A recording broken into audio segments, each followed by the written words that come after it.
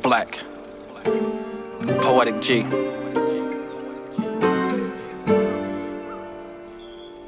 Beautiful love always carries knowledge. Pay attention. Good evening, ladies and gents. I'm King George, the owner of T.Y.I Production, the curator of Black 31 magazine. Today, I am here with a legend, legendary. When you talk about DJing, you think of the legendary Tuff crew. When you think of just legendary hip hop moments, when you think of just, man, the essence of hip hop, you must mention this brother. And without further ado, can we give it up for the legend, DJ Too Tuff? Let's go. Let's go. What's going on? Absolutely, man. How you doing, brother? Good to How be you on how here. you feel? Good. Everything is good. Man, everything is well, man. So I just want to get right into it. Who is DJ Too Tuff? Well, I'm a kid from down Girard Avenue, 4th and Girard. Grew up in a mixed neighborhood. They used to call it Lower Kensington. Okay. A little bit up the street, though, it was real Kensington. I got to experience that a couple years later, but I grew up on Girard Avenue. I graduated from St. Joe's Prep, which was a totally different atmosphere from the neighborhood that I lived in, because that was kind of like a prep school, college preparatory. Yes. I did real well in both situations, you know, the hood situation and the prep school situation. So I was blessed with, you know, street smarts due to the need to survive, and with the book smarts as well, because my mom and dad chose to, you know, put the money up for a good education, get to a college level. I did end up going to Temple for a couple years. I graduated from the prep in 1986, and at that same year, I became DJ for Tuff Crew. 3 years before that, I saw a turntable for the first time in my boy's basement on Marshall and Thompson. Wow. My mom told me, don't go up that far, that's too far for you to go up, but I went a couple blocks past where I was supposed to go. And I was looking in the basement window, and I see them down there scratching. I was like, wow, and I had just watched a TV show called Graffiti Rock, and that was really inspirational for me because it had Jam Acid J, Kool Mo D, the Treacherous 3, New York City Breakers. That's on YouTube now too, but that moment was one of the defining moments that got me hooked to fall in love with hip hop. Yes. So having met my friend, his name is Yo-Yo, his real name is Anthony Ray. Okay. He was murdered, taken from us by gun violence in 1997 on the same steps that I first saw those turntables in his basement as his mom's house. I used to spend a lot of time over there. Now he had two 1200 turntables, and I had two 1200 turntables, but we only had one mixer. So for that reason, I cut with both tables on one side, because he was cut with both tables on that side. Okay. Now, as far as DJs go, normally it'd be a turntable and a mixer in the middle and a turntable. But for me, it's different because we only had one mixer. And again, out of necessity, you know, we adapted. And I got really good really fast. Absolutely. Having a, you know, on-deck tutor. He passed me an incredible gift that I've been able to utilize for the last 40 years. And I did these groundbreaking scratches, so they say, on a song for my group, Tuff Crew. The song is called My Part of Town. The phrase that I scratched is from Curtis Blow. A song called Tuff. So why is it got to be so damn tough? I didn't know I was going to scratch that until the day before we was going in the studio to do that last song. So I left that one till last on purpose. I wasn't quite sure what to cut on it, and it was presented to me.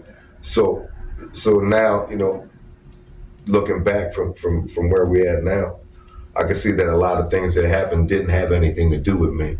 It was the universe dropping clues in front of me, and there was nothing really to do but for me to obviously pick up this huge clue that was in front of me. You're looking for something to scratch, you don't know what to scratch.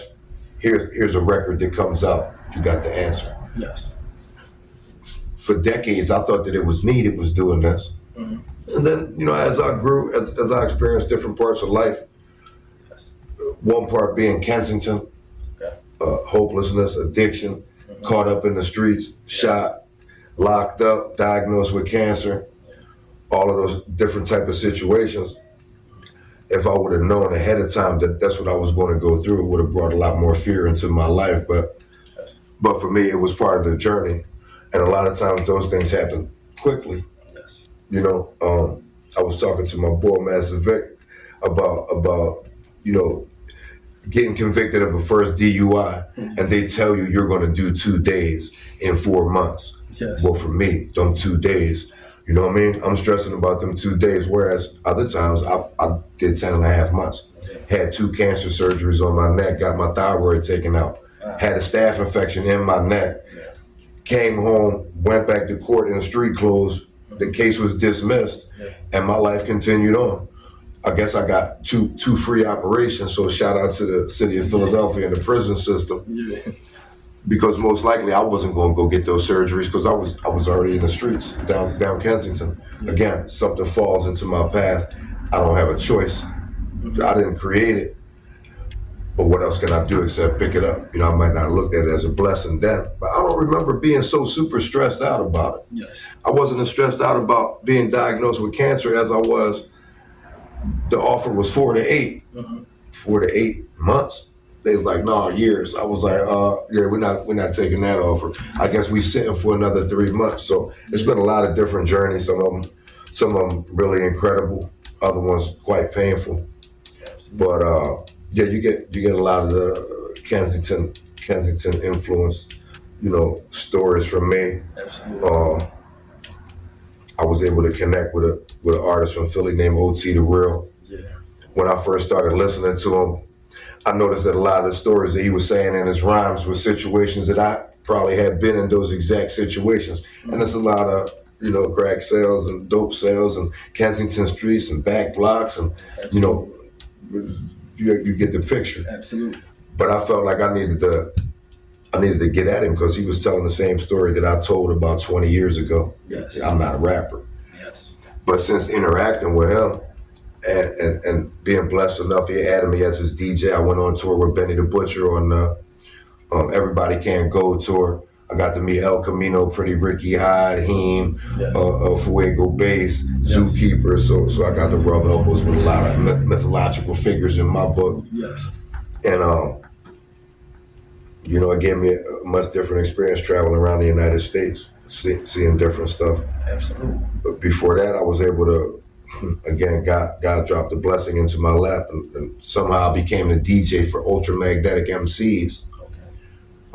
February 29th to March 18th earlier this year. Yeah.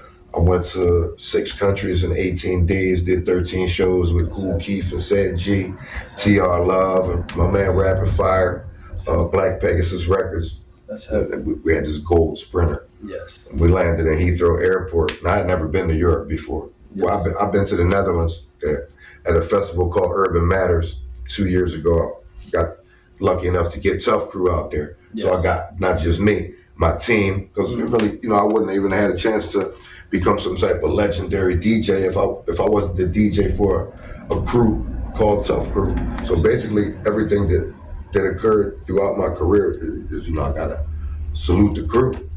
They was the ones that opened the door. Ice Dog, L.A. Kid, T.L. the Teacher, Monty G the Mountain, you know him from Fox 29. Yes. He got the eagle things flapping on his head when you see him on there screaming Eagles and Sixers. So these dudes been, members of my family since I first, had a desire to become some type of hip hop dude, and I was learning on the fly. Yes. And I won't say it's a disadvantage, but I seem to be the wrong color. Because I was the only white kid in a lot of them parties, so I had to have a little bit of courage to walk into them parties. Just from the outside, I don't know. But once I got in the door to Dollar House parties, and even after that, through all of my life, I noticed that hip hop broke a lot of different color barriers. Yes. Chinese, Asian, Puerto Rican, Black, white, African, and then I went overseas, and then I seen a whole bunch of different nationality people, and they was all, Germany, Belgian, and all type of stuff, South America. So we know that hip hop, it's spread a whole lot farther than I ever thought that it would. Yes. And we never even knew that our song was overseas. And the year I'm talking about is 1988, 89. Wow. you know. Yeah, So I was young too. I was 18. I was 19. yeah. So it was an overnight, you know, Wow. warp speed. That's heavy. That's heavy. And what I want to know, right? I want to know how did Tuff Crew come about? How did that even come together?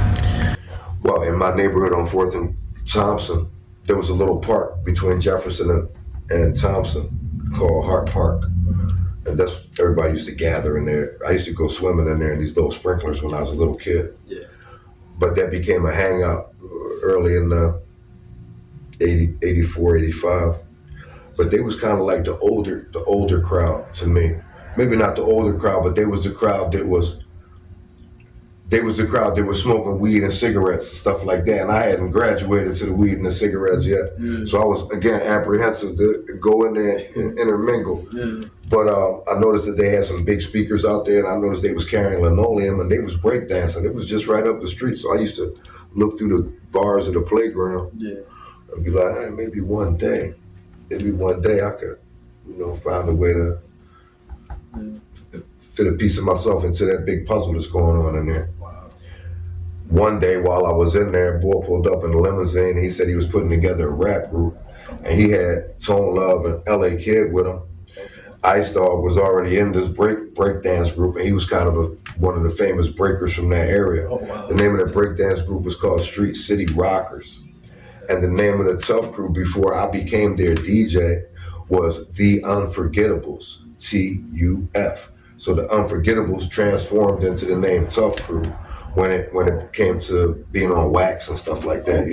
Like we needed a name for the group, and it became Tuff Crew. Okay. And I met all of those dudes for the first time that day, and I didn't immediately become the DJ. I had to battle a couple other neighborhood dudes to be the DJ. We did that at a live show at 5th and Girard.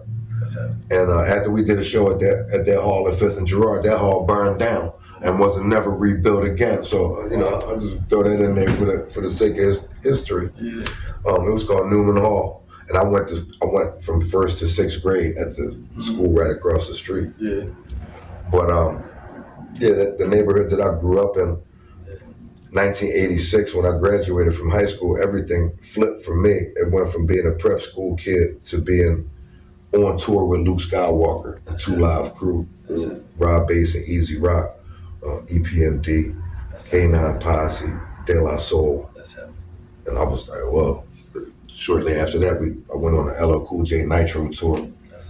I seen Slick Rick, All the Gold and all that on. Remember, this is early on. Like, I was watching Boogie Down Productions. First, it wasn't no Boogie Down Productions. Then it was a Boogie Down Productions. There was no Rakim. Next thing you know, it's a Rakim. So I'm watching them be born, and I'm a DJ too. So I'm going to the record store. I'm investing in it. At those times, you actually had to buy the music. Of course, you could buy the music now. But if you was a DJ and you had a party that night, of course, you want to go down to the record store and pick up whatever's new. Absolutely. It was kind of a lot easier back then because it wasn't so much to request, because it wasn't so much hip hop. And you being the DJ, they was coming to you for you to play the new jams that they didn't know about. Or, one or two might have been playing on the radio, but it wasn't really big with hip hop early on. Okay. And then, once Tuff Crew started, once we came out with our first album, first single, not so good.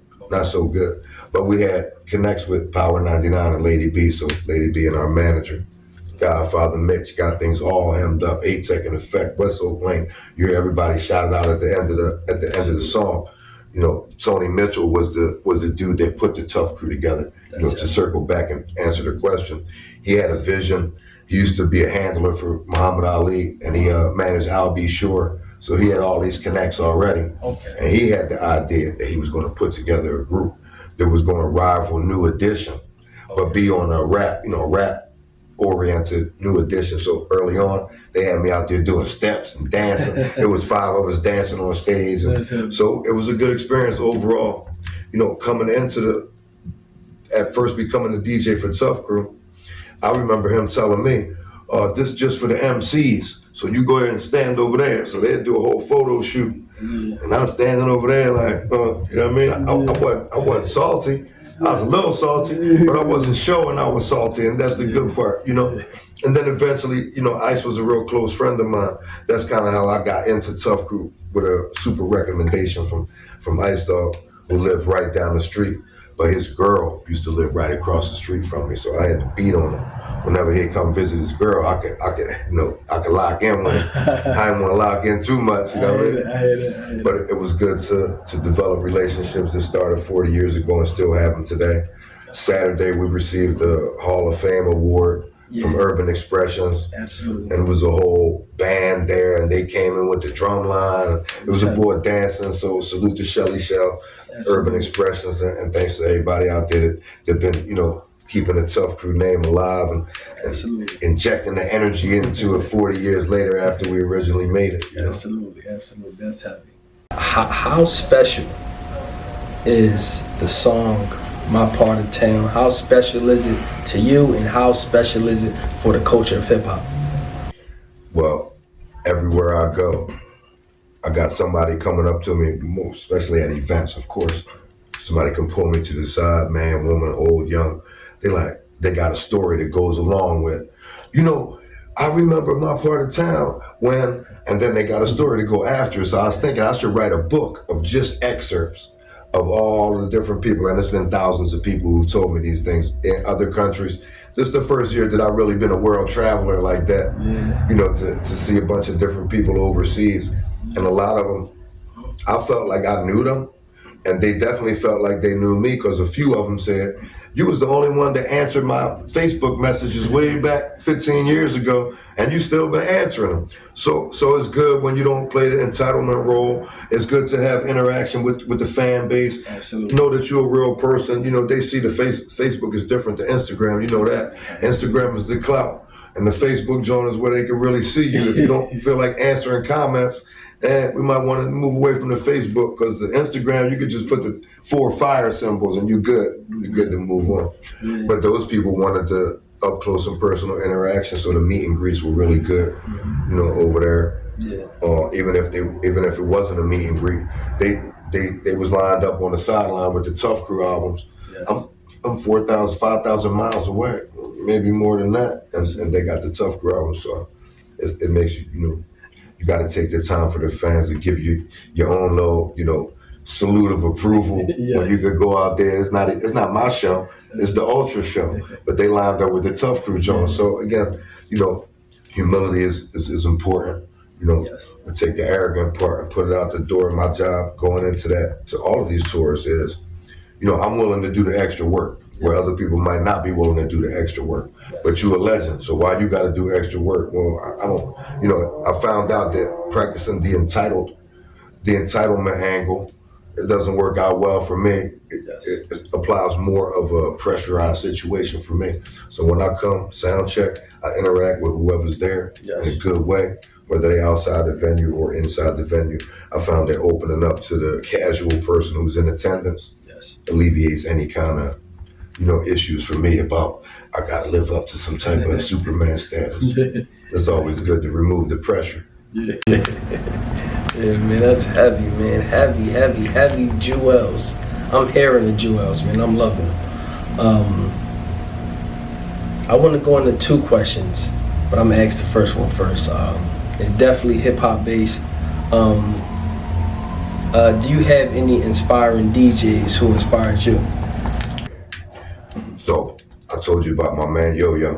Taught me how to cut, passed me an everlasting forever gift of how to scratch. Not only did he teach me how to scratch, but he told me who all of the people were that I was biting their cuts. Because this 84, it was a term called biting. Now 2024, there's no such thing. You can copy whatever you want. It doesn't seem to be no penalty. Nobody don't say nothing. Anyway, so we used to have these cassette tapes. Jazzy Jeff, Cash Money, Lightning Rich, DJ Bones, Master Vic, Cosmic Kev, Captain Boogie, Grandmasters of Funk, Perry P. These all the cassette tape icons. On those cassette tapes, Jazzy Jeff would be cutting Dance to the Drummer's Beat, or it might be scratching It's Time, or Cash Money might be cutting Pump Me Up, or Spin Bad. Really, Spin Bad was famous for the Pump Me Up part. Pump, pump, punch, the punch, punch, pump. And we used to sit there like, yo, how's he do? Like, especially me, how's he doing that? And then my man would be like, oh, that shit easy, man. Let me show you. And then he couldn't do it neither. So then we'd sit there and practice how to move the fader and what to do with the record, because it wasn't no YouTube. We're not going to YouTube to how to do a flare scratch, you know what I mean? How to juggle a record. Those things wasn't available. So I had these cassette tapes that we rewound it, listened to each cut individually. That's shit. So one afternoon we went down South Street, and we didn't know, but Tower Records was having a battle. Jazzy Jeff and the Fresh Prince. He's the DJ, I'm the rapper, and it was a DJ battle going on. We just walking by on some normal stuff, and I went in there, and then, you could enter, and I entered, and I won. I beat DJ Miz. Fresco, let's go, yeah, him, and a Puerto Rican boy named DJ Lefty. Okay. And I won an Elise sweatsuit that was too small, and a pair of Elise sneakers that was too big. Yes. And I went on Power 99 and did a 45-minute set, and then I went on DAS. That was part of the prizes and stuff. But I got a couple pictures on my Instagram. I still have my Raiders, my satin Raiders jacket and all of that on. It's been the same symbol. Yeah. Rocking with the Tuff crew, the Skull and Bones and the Raiders and stuff like that. They always ask us, y'all from L.A.? Y'all from Philly, ain't you? Well, why you wear Los Angeles Raiders gear? Well, that was the NWA era. So we was just keeping a hard edge to the street. That's all. You know what I mean? It was more of the pirate mentality, the old school Raider mystique. Yeah, absolutely. So I like a lot of the NFL films. Behind them, you can see the NFL films of the highlight with the ball coming. It's coming straight at you. But that music in the background, I grew to grab some of those samples of what's going on behind the NFL stuff. Yes. Where I went to high school with a kid named Jack Facenda, John Facenda's grandson. And he's the boy that did NFL films and all that. Wow. So it was pretty cool. That's heavy. Man, that's heavy. Do you have a top 5 favorite MCs? Oh, yeah, I do. Of all time? No. Mine is going to be, maybe different than anybody else's, of course. Okay. I got to put my man Ice Dog in there, because Ice Dog was the door that opened the way for me. He got one of the most unique voices in hip hop, right along with B Real and a couple other MCs that you know them as soon as you hear their voice. So we put the Overlord Ice Dog, just in no order, just 5, right? Yes, just 5. I got to put the guy Rakim. My man Chuck D, who I just released 2 albums on Chuck D's label. It's called Spit Slam. First album was called Behold the Detonator. Yes. The second album is called Me Versus Me, and I sent you that earlier today. Yeah, that's happy. And salute to Chuck D and Spit Slam for opening up the doors and releasing current music just as a solo DJ stuff. So those 2 albums are just scratching. That's heavy. You know what I mean? So we got Rakim, KRS, Chuck D, Ice Dog, and that last one. It's a lot. There's a lot that can go into that last one. That last spot. Yeah, number 5 always tough. Yeah, I throw Kool Keith in there. Absolutely. Kool Keith, because of my proximity, having just spent a lot of time with him. Yes. And then Ultra's always been they was way ahead of their time. They didn't ram that phrase out. Yes. When they said they ahead of their time. So yeah, that's I'm putting Kool Keith into my top 5. Man. Okay, that's heavy. Stamp of approval. That's heavy. Kool Keith in the top 5. That's heavy. More hip hop. What do you love most about hip hop? Oh, that's a good question.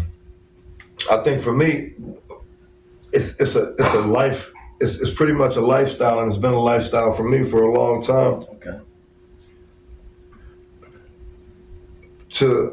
To not so much juggle, but to manage family and my son, and hip hop as well, and sometimes I might have to leave quick.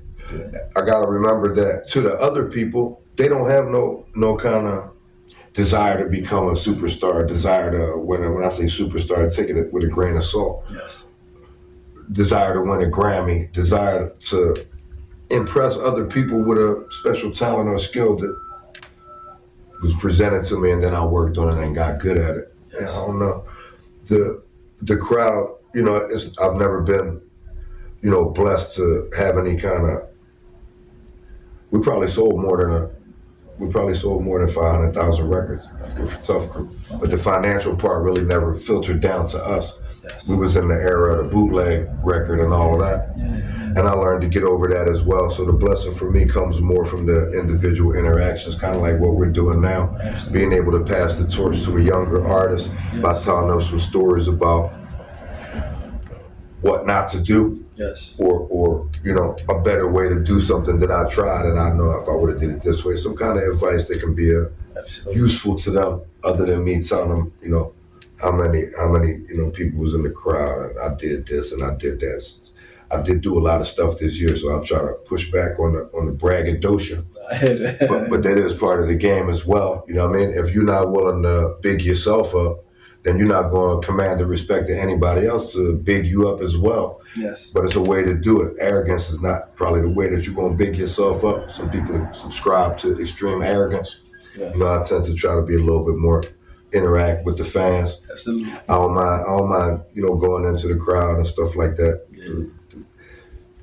Occasionally it'd be a boy at the end that'd be like, yo, come with me, and you must come to my house and all of this, or I want to take you to another club. Good thing it was a tight schedule. You don't want to be lost in Europe as the best some type of hostel. You've seen that movie, right? Absolutely. But it was fun out there. I ain't seen nothing dangerous out there when I was out there. It was a really good time. All hip hop. Yes.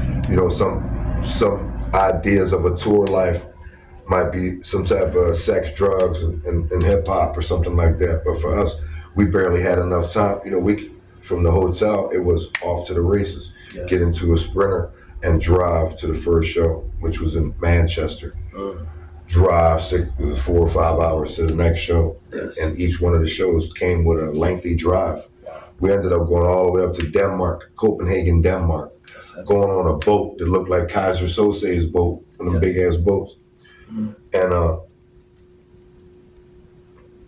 on the way back, certain individuals, in our van had some weed because we left Amsterdam not that long ago, but coming back from Copenhagen and going back through Germany, they pulled us over and put us into a little search everything room with the van and everything inside the garage. And guess what they did? Searched everything and found everything and fined us $50 and then told us we could go ahead. Yeah. Now 2 weeks after that, marijuana became legal in Germany. Wow. So whatever. It wasn't really no big deal. It was, some people were a little bit more shocked than I was. I know that we ain't got no dead body in the trunk, so we're gonna be all right. I hear that. That's heavy, man. The experiences, man. I know the experiences be crazy fun, and memorable too. So I want to know, what was your greatest moment? What do you believe is the greatest moment collectively together for Tuff Crew together? I think after so many trials and tribulations that we went through, after 33 years of not doing anything, last album we did was in 1990, and then we just did an album in 2023. So the process began in 2007 when I had an idea maybe we could do a Tuff Crew reunion show. Yes. And then it snowballed. We did a couple more shows. Yes. We got a deal with Rough Nation. We went into the studio. We did a new album right off the cuff. Yes. So it was good to kind of go back and recreate the same elements that they brought me into. Mm-hmm. Now I went out and kind of trailblazed away, and I was able to kind of bring them back into it. Absolutely. Equally as important as the album with Rough Nation, new album after 33 years of a hiatus. Yes. Now, bam, another Tuff Crew album. Yes. It was one of my dreams, that I wanted to see, happen in real life. Absolutely. But also going overseas with Tuff Crew. going to Europe for the first time with the whole crew. I had desire to go to Europe and do what I'm doing now, DJ for whoever, Ultramagnetic DJ for Cool G Rap, stuff like that, as a tour DJ. But I wanted to,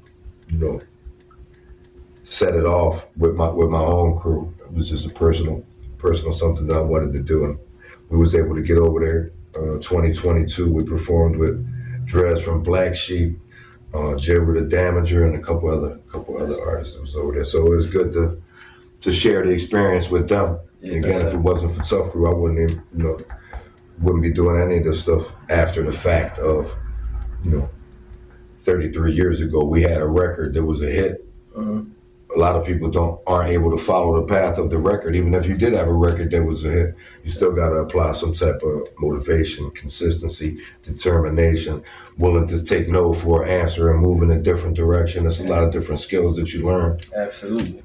Just because you used to have a hit record doesn't mean that you're the hit record artist today. You still got the hit record. Can't take that away from you. But do you even want to still be a rapper?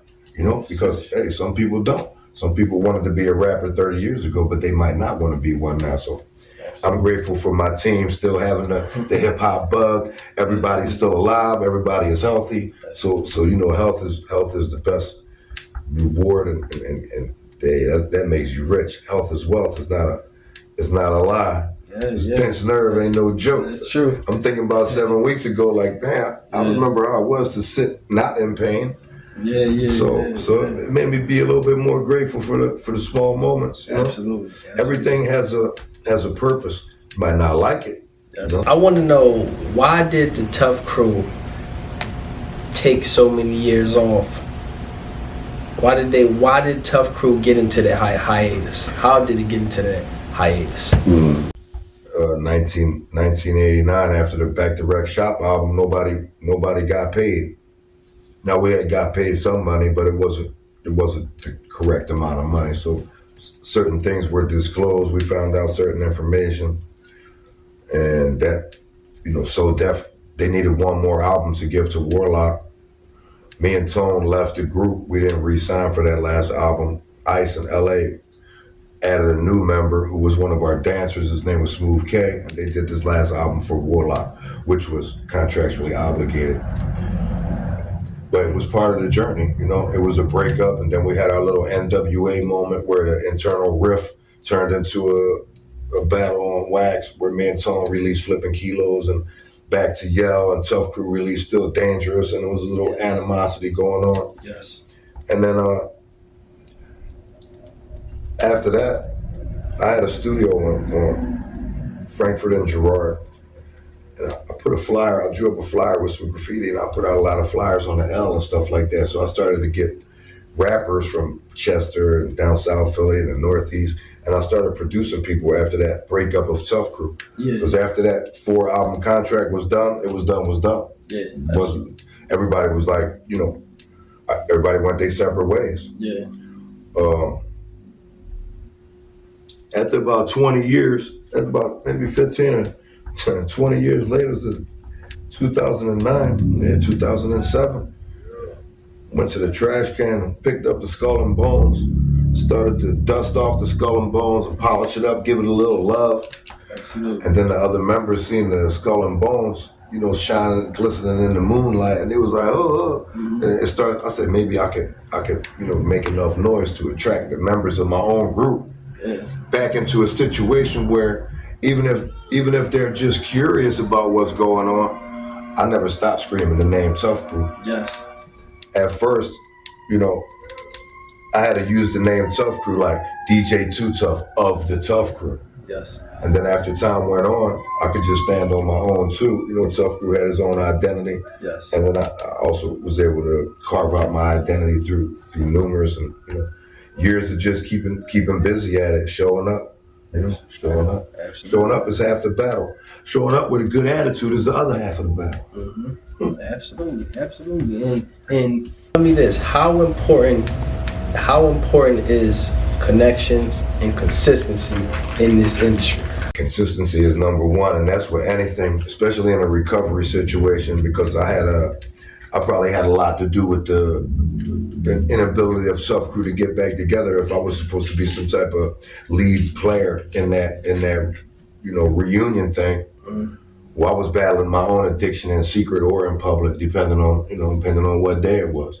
Monday it was secret. Tuesday it might have been public, depending on how hopeless I was or how desperate I was or whatever was going on. I didn't have the answers to a chemical problem that I had. Whether that chemical was alcohol, crack, cocaine, cigarettes, sex, sex is not chemical. Well, it is chemical, it's certainly chemical.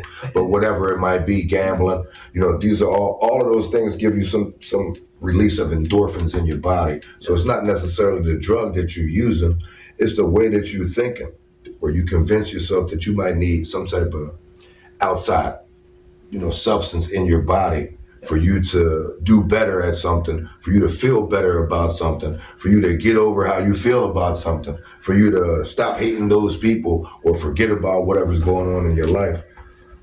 When I found out that I could stop running by doing somewhat of a self-inventory, and that I can go back to the people that I might have hurt or injured along the way, whether it was physically or with my mouth or just with my actions, I could go back and make the amends to these people. And it started to clear away some of the wreckage of my past. Absolutely. And the more I did it, the more I was able to exhibit good energy, even in situations where I might have been feared up. My name is Too Tuff. I didn't give myself that name. Somebody, Tone gave me that name. But usually the tough guys are the most scared guys. That's why they so tough, because they trying to keep a little distance between them and the rest of the world. Yes. So when I started to unload some of the deep, dark secrets that I didn't want nobody to know about, and I figured out that other people had deep, dark secrets as well. And I went to a couple rooms where I heard other people talk about their deep, dark secrets. Yes. Well, my deep, dark secrets didn't seem so menacing after I shined the light on them. And again, progress over perfection, consistency is everything. I get up every day, I take my son to school.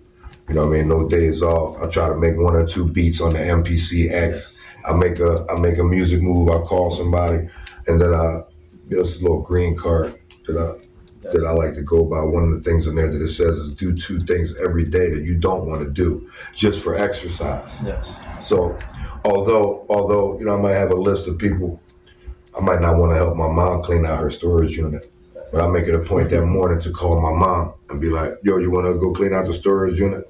That way I'm not avoiding anything, because if I'm running or if I'm fighting, then I'm not on balance. If I'm in the middle, I'm not fighting anything and I'm not running from anything. It makes it a lot easier for me to operate in a hip hop situation, because there's nothing really going on in the background, which doesn't mean that there's nothing going on in the background. Yes. It may very well be. Yes. But in those situations, I've learned to have a little bit of control about the way that I exhibit my emotions around people like Benny the Butcher, people like Cool G Rap. If I got something going on at home in the past, that might have led me to act a different way, behave a different way, say different things. Today I know better. It's called self-restraint. Absolutely. When the cops don't have to restrain you anymore, then you've developed some type of self-restraint. Keep working on it. You're doing better. How do you feel about, because I know you said you grew up in the Kensington area, right? How do you feel about the Kensington area now, the site of it now, and the major effects on mental health? Yeah. I lived in Kensington. I lived at Ruth and Clearfield. Yeah. Actually, Helen and Clearfield. I got locked up in the parking lot on Ruth and Clearfield out of nowhere, and that was the cancer surgery bed and all of that. It wasn't so much, it was always the Wild West down there, don't get me wrong, but it wasn't so much out in the open like that. At this point, the drug supply in Kensington is not even real drugs. So the drugs that everybody is out there, it's not everybody, it's just the ones that's trapped out there. The fentanyl, that seemed like it surprised a lot of people and kept them stuck right where they were at. It's a lot of pain and agony going on down there. And this is, like I said, it wasn't like that when I was down there. Not that it was, clean. It was always infested with drugs because I sold drugs on them corners. So I was always on the other side of it. Okay. I got shot on Waterloo. I hustled a lot of different blocks down the way. But, you know, an addict hustling is out there on a power, you know, that he don't even know is running him. The addiction is running the day. I placed myself in a lot of different situations where I probably supposed to be dead 20 or 30 times right now from things that I already made it through. Yeah. Kensington's a pretty dangerous place, but, you know, in the rap game, those type of situations is what we rhyme about. For me, the rap game is a little different than me telling some kind of true story. You know, it could involve elements of a true story from my life, but it's more so me playing Martin Scorsese or Quentin Tarantino. I'm directing this movie, whatever movie I might want you to be. My song is the movie. Yes. Each song might have a different feel to it, a different beat to it, different lyrics to it, but I'm trying to build a picture for you, audio movie. Yes. You know, so it's not really if the song seems to be violent, well, I kind of know the difference between making a violent song or creating a violent video with violent images, and then am I going to go out there and be violent in the streets if something happens? You know, the acting part has come to play a bigger part in hip hop now. Absolutely. Because the characters that you're acting, you're not actually that character. Like Al Pacino played Scarface, but when he goes home, he doesn't go home and have a mound of cocaine on the table and fire a machine gun at his wife. You know what I mean? So, but some people get caught up in the real life theatrics of being a gangster hustling in the hood and all that. You know? Absolutely. Like the final episode is to get killed in the street. You know, I guess I had that great ending as well. You know, the thought of the great ending. You know, if you out there and you placing yourself in dangerous situations, you kind of already accept the fact that you might get killed out there. You know, so it comes with a lot of different stuff. You know, if you don't value your own life, you'll keep going down there. If you got a chemical, you know, leading you down there, it's a bad way to go. God sometimes intervenes if you ask him. That's what happened on my account. You know. Absolutely. What does DJ Tuff? What do you love most about the hood? Well, I mean, that's where I found hip hop at. That's where the majority of my life was spent. I still live in the hood. It's not like we ever made it out the hood.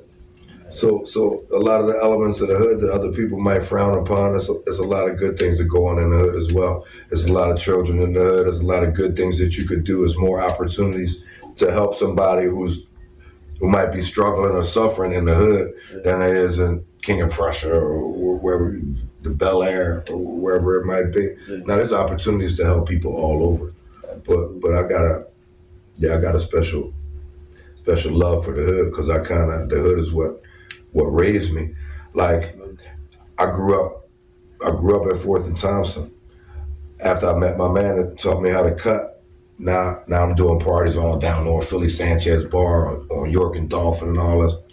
Yes. But a lot of the time that I spent hanging out was at a place called the Barbershop, and I never see nobody get their hair cut at that barbershop. But I did see him do a couple other things, and those dudes raised me. It's 8th and Jefferson Barbershop, and a lot of those men, they accepted me as you know, I'm just a little white kid coming up the street. So I used to hear them when I come up the street. They saying too bright. And I called him. I said, no, why they keep on saying too bright every time I come up the street? He said, oh, because they see a white dude coming up the street. They're just making sure, you know, you're not the police. I said, the police? Why would I be the police? So I'm chilling. I see my man go under the bumper of the car all the time. I said, yo, why I keep on going under the bumper? He's always selling weed. Selling weed? What am I doing here? You know what I mean? So I was still in a naive frame of mind. But I was learning, so the hood took me by the hand and raised me. I didn't really have a choice in that one. When I found hip hop, I found the streets right along with it because kind of hip hop was born in the streets, you know? Absolutely. It's been a good ride for me. I'm still here. I'm still alive. I'm still breathing. Made it out of a lot of different situations that I could get on my knees and be grateful for today. Just the overall experience I know it has to be incredible. And just the overall feeling, right, that you have each and every day that you get up to know that you can record another record. How, like, does that love, is that love still there now? Like when you guys first connected, that y'all connected back now, is that love still there?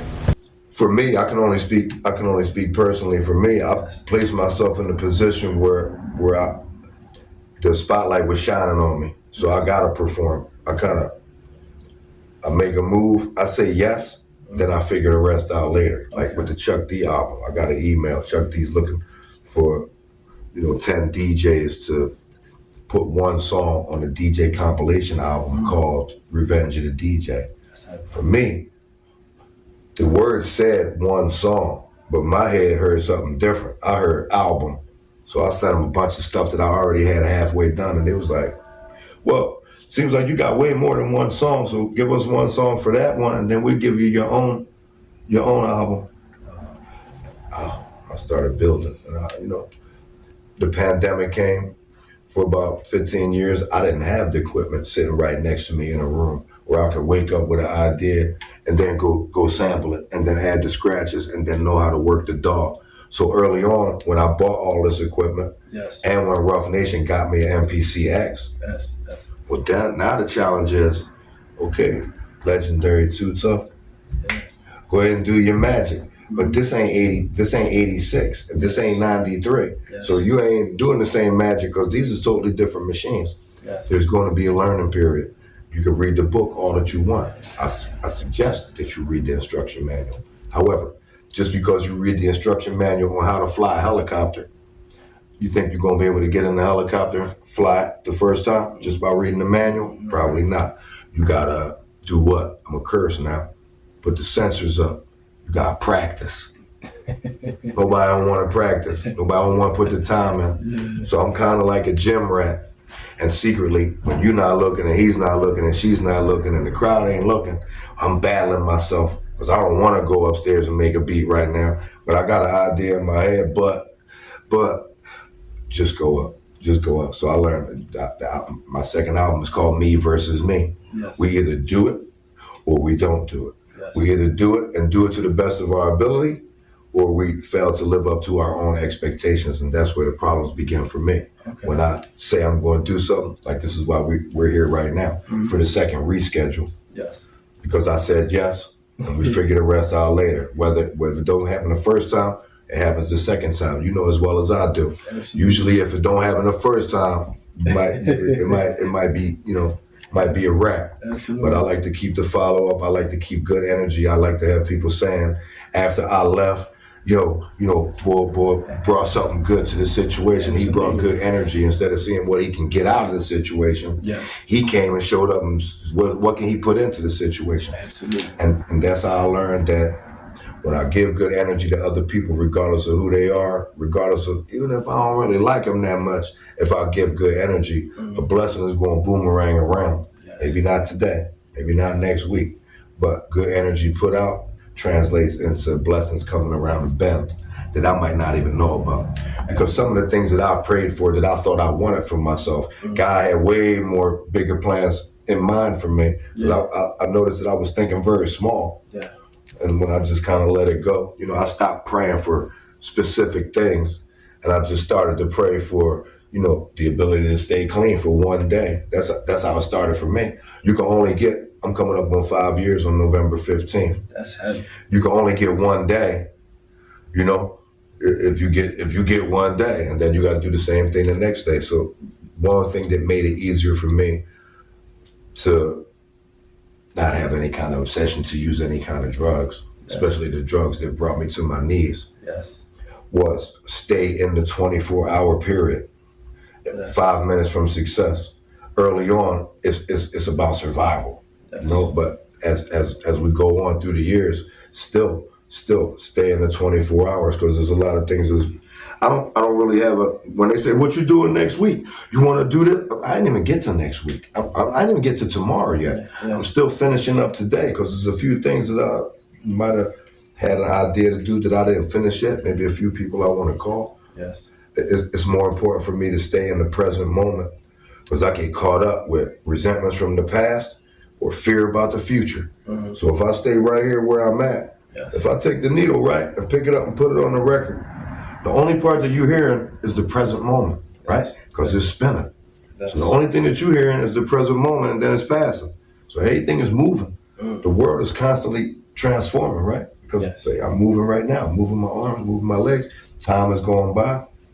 It's been good to be here on the show with you to be able to get some of the concepts, from up here to my head and out into the people. Some of the things that I might have been afraid to disclose Yes. 10 years ago. Yes. Well, these are the very things that if somebody hears my interview, it might get them to open up about something that they've been hiding. So I hope I can use this as a platform for your listeners, as well as the Tuff Crew fans and the whole my part of town. Absolutely. To I could bring something to the table that might in the long run save somebody's life. Absolutely. How detrimental has addiction been to the community? And considering that you dealt with previous addiction, right? And I know you spoke on it, how you overcame it. How did you, overall overcome it? Like, what was that process like of overcoming that addiction? Well, nobody wants to think that when you wave the white flag that you're going to achieve some type of victory. Surrender is usually the way that the loser goes. Okay. But when you surrender to a power greater than yourself, I don't want to get too much into a whole 12-step program situation, but it was through a 12-step program that I was able to find a way to hand over some of the things that was weighing me down. Yes. To not try to control each moment of each day, as well as all of the other people and all of the other things and all of the other places that's going on. When I try to control all of those things, and then, because remember, let's say I was playing chess, but I'm playing chess with real people. So when I put the rook over there and the pawn over here, and they're real people, and they start moving away or walking away or not fulfilling the role that I placed them in, well, I'm playing God right now, right? Because I want these certain people to do that, those people to leave me alone. Those people I hate, so I kill them if I get a chance to. So all of this control that I don't really have control over. Somebody told me a story about going down a river. If the river is going that way and it's a huge, mighty river, right? All I gotta do is fall back and float, and I'm gonna go the way of the river, right? But maybe I want to go that way. I don't want to go the way that the river's going. Yeah. I want to go that way. So I'm gonna swim against the river until I get exhausted. I might have to go to the side of the river, hold on to the side, and I'm swimming back up the river again. But I found out when I just let go, which is hard, let go, I could float down the river effortlessly. And I could multitask and do a couple other things while I'm floating. I might be able to pray. I might be able to use my phone. I might be able to write a rhyme. Or do all kind of different stuff if I'm going along the flow of the universe. Maybe it's not a river. Maybe it's the universe and it's pushing us in a certain direction. When we try to buck traffic, the cops usually show up, right? Absolutely. Trouble shows up. Might not be the cops. Could be a car accident. But bucking traffic is never recommended. Yeah. Especially if you dealing with some type of drugs, alcohol, any kind of situations that might have you impaired. Yes. Well, going the opposite way of the rest of the world. I'm not saying be a follower, but for me, the drug situation initially arose out of peer pressure. Okay. I'm with these rappers. I'm in a situation at a club. I'm at a situation at a party. Everybody else is drunk. Everybody else snorting coke. Everybody else smoking turbs. Everybody else selling crack. Yes. And that's a lot of that's what was on the table. Yes. And I guess that was part of the plan because I'm here talking to you today about it. Yes. I don't know if it was if I had hands in mixing up the soup to make it go that way. Of course, I had a little say so. Yes. But I can only take the past for being what it was, part of the journey, right? Yes, absolutely, man. That's heavy. That's some heavy gems. I hope y'all listen. I hope y'all really listen. DJ Too Tough. That's what I'm talking about. But before we wrap up, right? I just gotta ask this question. I always ask this question, but I always ask it a little differently. what advice do you have for the young striving DJ or artist that want to be in this industry, or they want to just work on their craft? What is everything they need to be successful, to make sure that they are focusing and working on their art, and what's everything that they need to overall know about the business? Well, I can sum it up probably in three things. Number one is never stop chasing your dream. Okay. Put the passion into it. I mean, each individual artist knows if they really want it. They keep, it'll push you to chase it when you say, fuck it, I ain't doing it no more. I'm tired of rapping. I ain't getting nowhere. They ain't paying for me for no money. They want me to pay them to do a show. Mm-hmm. I'm tired of it. And then you get the gnawing feeling later on at night, and you find yourself sitting there writing, or you back on the drum machine when ain't nobody looking. The real ones that's infected with the hip hop, they know it because they can't let it go. Whether you actually become some type of legend, whether you actually get a record deal, the journey is the most important part, and nobody don't want to hear that. The journey is the most important part. But those moments when it's just you with the drum machine and the headphones trying to be quiet so your mom don't wake up and you making the beat, those is the gifts. Yeah.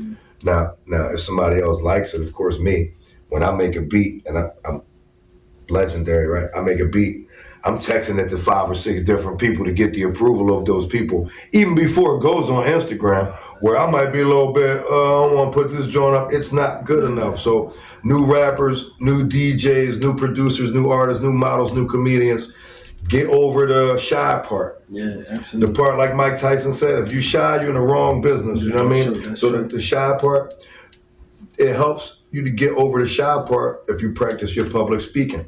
Yes. We understand that we all can rhyme and we all can sing, but when the microphone is put in front of you and you ask a couple questions that calls for an intelligent answer, are we able to speak correctly without saying, yeah, I mean, and and all of those. So it's good.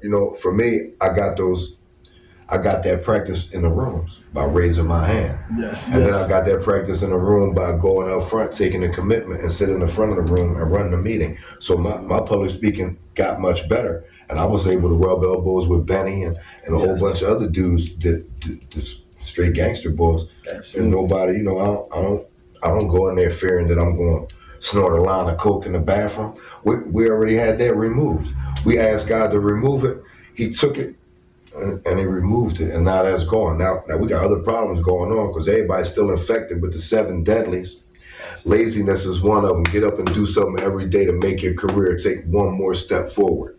If you don't do it, nobody else is going to do it. Yes. Who's going to wake up and say, I'm going to make you a success today, Too Tough? I got you. Nobody. Yes. But you can wake up today, the post that you've been scared to post, go ahead and post it.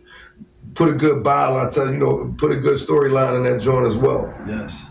Share it to Facebook too. Share it to Threads as well. Yes. Post a YouTube video, because I got fear of those situations too. I sit there for a while doing the same video. Yes. And then archive it. If it don't get 100 likes in an hour and a half, I'm archiving that joint. But just be visible. Being visible is part of the battle. You're not going to get the 2,000-3,000 likes on Instagram. Like people that I see, like my idols, the legends' idols. Yeah. Unless you do it on a consistent basis. Well, I guess you could take $200 or $300 and buy 70,000 followers if you want to. Then you can have a bunch of robots. Hey, look, we can tell when y'all bought the followers because there's a lot of likes, but it ain't no comments. 2,000 likes and 4 comments. Come on with that. That's heavy. That's heavy. So, man, listen. That was so heavy. So, listen, can we please give it up for DJ Too Tough? Let's go. Pleasure. Where can the people find you at? At DJ TOOTUFF. That's basically everything. We got a new EPK out. You can check it out on Bandoogle at DJ Too Tough. All you got to search YouTube, Instagram, Facebook, Threads, Twitter, X, all of them. Follow me, DJ Too Tough. Peace and love. Rock on. Yes. So Listen, y'all, don't forget to go follow DJ Tuff. Don't forget to go follow the Tuff crew. Go listen. Listen, young boys, go listen to the song My Part of Town. And y'all slipping if y'all haven't heard the song. A lot of us heard it already, but listen, young boys, y'all gotta listen to. Y'all gotta check it out. After you go follow Too Tough and you go follow Tuff Crew, then go follow your dream. Absolutely. Absolutely. Absolutely. It's Black Magazine, man. And every week, please don't forget to tap in to Black 31 Magazine. We are the platform of truth, the home of the champions, and the place where we uplift man, woman, and child. Peace and love, y'all. One. Knowledge and power. Remember this game spilled, given. Embrace it. T.Y.I, Poetic G. Peace and love, one. I love it.